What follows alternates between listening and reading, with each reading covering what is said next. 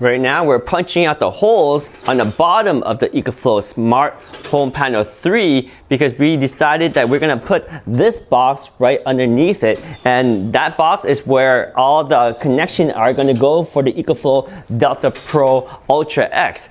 But it's a lot of work because you can see they're really struggling to punch out that hole right there. And it looks like that hole was, the hole they created, right? A fresh hole. Yeah, So, but we have to make a 2-inch a little bit bigger. Ah, okay.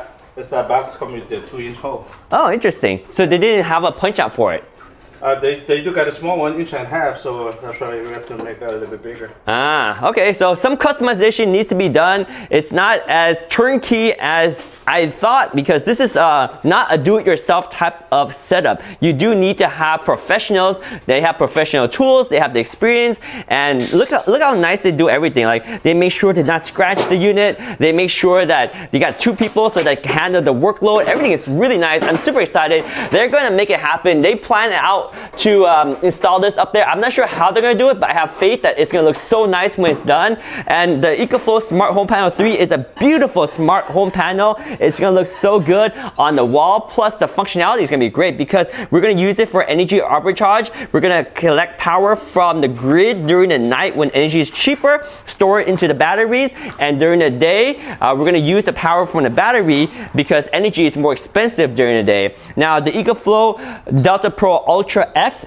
can have solar input too, this unit right here, but we don't have solar on our home, so we're just using it for energy arbitrage, and that should still be able to pay for itself after about 7 years because energy is so expensive here. The reason why we don't have solar is because we don't want to install it, because if we do install it, we actually have to go to a solar specific electrical plant, which means energy is not as cheap at night for us. And also our roof doesn't have a lot of room for solar. Anyway, I just didn't want to deal with solar because it gets complicated when it gets dirty, and it gets complicated when you need to replace your roof. So that's why we're just sticking with the batteries here. And for me, I think that's gonna be perfect.